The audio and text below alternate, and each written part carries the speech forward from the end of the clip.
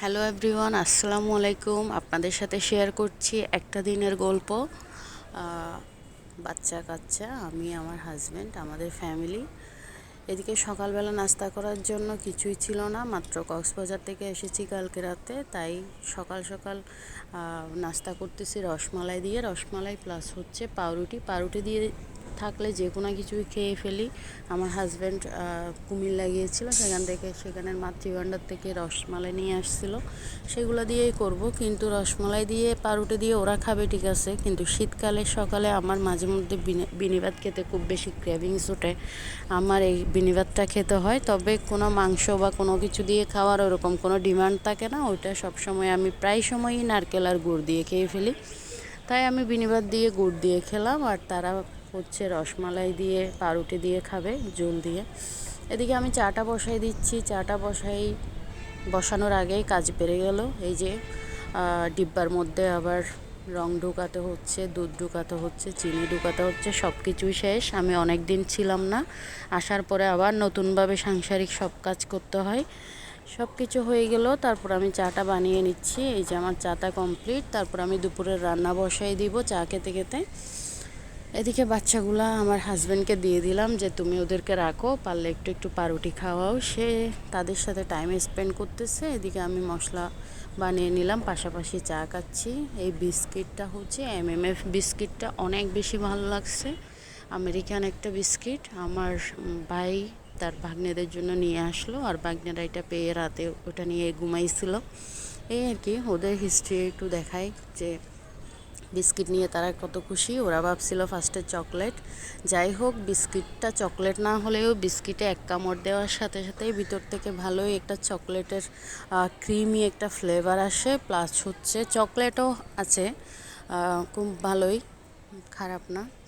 তারপর হচ্ছে বাচ্চারা সেটা নিয়ে ঘুমালো, কুলছে অনেক বেশি এক্সাইটেড হয়ে। কুলার পরে দেখতেছে, খাওয়ার পরে দেখতেছে ওদেরও ভালো লাগতেছে, তাই সেটা নিয়ে তারা ঘুমাই গেল। সকালে উঠে আমি নিয়ে নিলাম, আমি নিয়ে 2-4টা খেলাম, এই আর কি। এদিকে আমি বিরিয়ানি বানাবো আজকে দুপুরে, তাই আমি হচ্ছে তেলের মধ্যে আলুটা ভেজে নিচ্ছি ফার্স্টে। চালটা ধুয়ে রাখছি, আর মাংসটা ডিপ থেকে বের করে ছাড়িয়ে নিয়ে একটু মশলাপাতি মাখিয়ে রেখে দিলাম। আমি 3 পোয়া চালের বিরিয়ানি করব, তাই এখানে আমি 1.5 কেজি একটা মুরগি ছিল সেটা দিলাম, আর এদিকে চালটা ধুয়ে রেখে দিছি, এই আর কি। বাচ্চারা এই বিস্কিটটা নিয়ে কত খুশি হয়েছিল সেটা আপনাদের সাথে মাঝখান থেকে শেয়ার করতেছি। এই যে এটা একটা বিস্কিট, খুবই ভালো লাগছে আমাদের।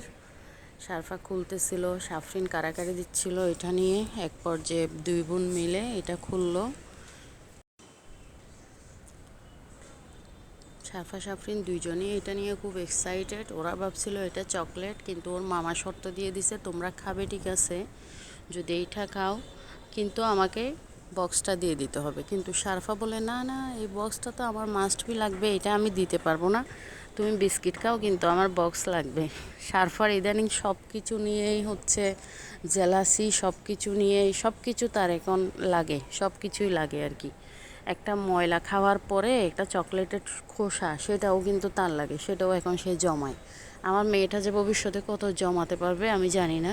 এখন থেকে কিন্তু ময়লা টয়লা যা আছে আশেপাশে সবই জমায়। এই যে বিস্কিটটা খুলছে, খোলার পরে দেখা যাচ্ছে ওখানে প্রায় 24 থেকে 25টা বিস্কিট ছিল। তারপর তখনই আমরা 4-5টা খেয়ে ফেলছি। তারপর এটা নিয়ে তারা ঘুমালো। সকালে উঠলাম, সন্ধ্যা হওয়ার আগেই দেখতেছি বিস্কিট শেষ। কিন্তু আমি কিন্তু এইসব চকলেটের মধ্যে ছাড় দেই না। আমি আমার ভাগেরটা আস্তে করে ওরা ঘুমাই গেলে আমি নিয়ে নেই আর আমি একা একা খাই ওরা যখন থাকবে না, কারণ ওরা তো খাচ্ছে, বেশি খেয়ে লাভ নাই তো বাচ্চারা। তারপর আমারটা আমি সুন্দর করে লুকায় রাখি আর সেখান থেকে একটু খেয়ে নিই। যাই হোক, সেগুলো সবগুলো বের করে একজনে দুইটা খেলাম। তারপর হচ্ছে ঘুমাই গেলাম আমরা সেদিন রাতে। সকালে উঠে আবার চা দিয়ে আমরা খেলাম। এদিকে আমি বিরিয়ানি পাকানোর জন্য সব কিছু রেডি করে রাখছি। আজকে শুক্রবার, সবাই নামাজে চলে যাবে। সকালের খাবারটা খেতে খেতে আমাদের প্রায় 12টা বেজে যায়, 11:30 12টা বেজে যায়। আর দিনের বদকটটা একেবারে হয় না। আর শীতকাল যেহেতু, শীতকালে তো সকাল কোন দিকে হচ্ছে বিকাল কোন দিকে হচ্ছে বোঝাই যায় না। এই যে 12টা বাজতে বাজতে দেখা যাচ্ছে একদম আগের দিনের 9টার মতো, আর এদিকে 12টা বেজে গেল। যাই হোক, আমরা প্রায় 11:30টার দিকে উঠে খাবার দাবার খেয়ে প্রায় 12টা বেজে গেল। আমি রান্না করে গেলাম, রান্না করে বাচ্চাদেরকে ওর বাবার কাছে দিলাম। তারপর হচ্ছে রান্না করার জন্য সব কিছু বসাই দিলাম। এদিকে মাংসটা কষাই নিচ্ছি, সেখানে একটু মুরগির মশলা দিয়ে দিলাম। অর্ধেক পরিমাণ মুরগির মশলা মাংসর সাথে দিয়ে আমি একটু ভেজে নিচ্ছি। আলুটাকে তো আগেই ভেজে নিয়েছি। আর এই মশলাটার বিরিয়ানিটার মধ্যে আগে আমি লাল মরিচ দিতাম, কিন্তু এখন বুঝতে পারছি লাল মরিচ দেওয়াটা ভাল লাগে না, একটু বিরিয়ানির কালারটাই নষ্ট হয়ে যায় লাল গুঁড়ামরিচ যেটা সেটা দিলে, তাই গুঁড়ামরিচটা দেই না। এদিকে চালটাকে ভেজে রাখছি, মাংসটা হয়ে যাওয়ার পর আমি চালটাকে দিয়ে দিব। এই যে মাংসটা প্রায় হয়ে আসতেছে, একটু গ্রেভি ভাব নেবে, তারপরে আমি চালটা দিয়ে দিব।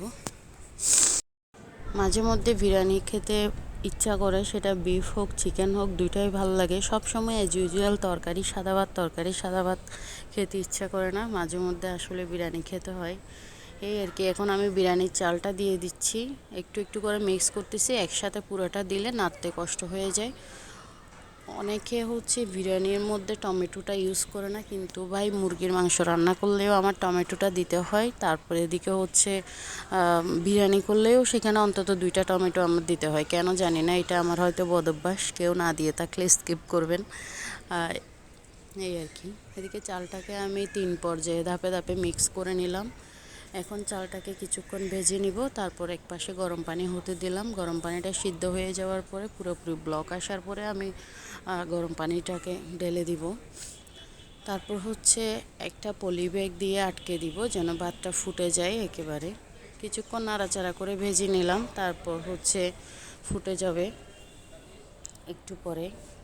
চালটাকে যত বেশি ভাজা হবে তত বেশি চালটা একটু ঝরঝরা হবে, আমার সেরকম মনে হয়। এই আর কি। আপনারা কিভাবে করেন অবশ্যই জানাবেন। এদিকে আমার বিরিয়ানিটা প্রায় হয়ে আসতেছে। আমি করব মরিচ ভর্তা আর সাথে আচার। আজকে তেমন কিছু করব না, জাস্ট হচ্ছে খাওয়ার মতো খাবো। এই যে আমার গরম পানিটা হয়ে গেছে, সেটা আমি একটু করে ঢেলে দিব। আসলে এক হাতে আর মুরগির মশলা যেটা ছিল সেটা একটু অ্যাড করে দিলাম এখন চাল দেওয়ার পরে। এক হাতে ভিডিও প্লাস হচ্ছে এক হাতে রান্নাবান্না খুবই কষ্টদায়ক, তবুও করতে ইচ্ছা করে, শখের বসে তাই করি। যেমন 2-3 দিন ধরে পেজে একটা ভিডিও দিই নাই, খুব বেশি ব্যস্ততায় সময় কাটছে। কক্সবাজার গেলাম আসলাম, মাত্র 4 দিনের জন্য কক্সবাজার থেকে আসলাম চট্টগ্রাম থাকবো বলে। যেহেতু আমার বাচ্চার বার্থডে প্লাস আমাদের কিছু সামাজিক কাজকর্ম থেকে গেছে, এখানে একটু নিউবর্ন বেবি আসছে আমাদের রিলেটিভসদের মধ্যে 2-3 জন, তাদেরকে একটু দেখতে যেতে হবে। সব মিলিয়ে সব কাজ মাথায় রেখে তারপর কক্সবাজার থেকে আসা। এদিকে বাচ্চাদের জুতো লাগবে, তারপর আমাদের শীতের কাপড় নিয়ে যেতে হবে চট্টগ্রাম থেকে। সব মিলিয়ে আসলাম 4 দিনের ছুটি নিয়ে। 2 দিন ছুটি নিলাম আর 2 দিন শুক্র শনি, এই আর কি। এদিকে বিরিয়ানিটা আমি পলি ব্যাগ দিয়ে আটকে দিলাম, আর এদিকে মরিচ ভর্তা করতেছিলাম। ধন্যপাতা কেটে নিছি, আর আম্মু যে মরিচগুলো নিয়ে আসছিলো একটু ডেলে এখানে রাখলাম, পেঁয়াজ রাখলাম, একটু সরিষার তেল অথবা রসুনের আচারের যে তেলটা সেটাকে আমি ইউজ করে মেখে নিব। তারপর বিরিয়ানির সাথে আমরা দুপুরে খাওয়া দাওয়া করব। খাওয়ার পরে একটু বের হব, বাচ্চারা চট্টগ্রাম আসলেই একটু ঘুরতে চায়, আর আমার হাজব্যান্ডও সবসময় চায় আমরা যখনই চট্টগ্রাম আসব তখন সে অফিস থেকে এসে আর বাসায় আসবে না, মাঝে মধ্যে আসবে মাঝে মধ্যে আসবে না, বলবে যে আমি আসার আগে তোমরা রেডি থাকবা, যেন বের হয়। বাচ্চাদেরকে নিয়ে সে ঘুরতে অনেক পছন্দ করে। এমন অনেক দিন আছে যে আমরা একদম দুপুরে বের হয়ে যাই, এই আর কি। এই যে দুইজনই সুন্দর করে সাজুগুজু শুরু করে দিছে। আজকে আমরা তার ফুফির বেবিকে দেখতে যাব। ফুফির একটা নিউবর্ন বেবি আসছে প্রায় 12 বছর পর। অনেক স্যাক্রিফাইস করছে এই মাটা আসলে। আর পৃথিবীতে সন্তান যাদের নেই তাদেরও জ্বালা, যাদের সন্তান আছে তাদেরও জ্বালা। যাই হোক, এদিকে আমার 2 মেয়ে কি সুন্দর করে সাজাসাজি করতেছে। যেহেতু শীতকাল, এবার আমি এই জাম্বুগুলো পরাই ফেলতেছি তাদেরকে। আমি বাচ্চাদেরকে কোথাও পার্টি ফ্রক নিয়ে যেতে দিই না, ওটা ওর বাবারও ভালো লাগে না, আমারও ভালো লাগে না। অনেক বেশি পার্টি ফ্রক আছে কিন্তু এগুলো পরাতে আমাদের ভালো লাগে না। গেঞ্জি প্যান্ট এগুলোই সিম্পল লাগে মানে। কিন্তু এই যে শীতকাল চলে আসলো, এই জাম্বুগুলো বাচ্চারা পছন্দ করতেছে, তাই এই জাম্বুগুলো পরাই দিছি। এগুলো একটু শেষ হয়ে যাক, কারণ ওদেরও ভালো লাগে এগুলো পরতে। আর শীতকালে হচ্ছে শীতটা অন্তত লাগবে না, কাছে আসতে পারবে না।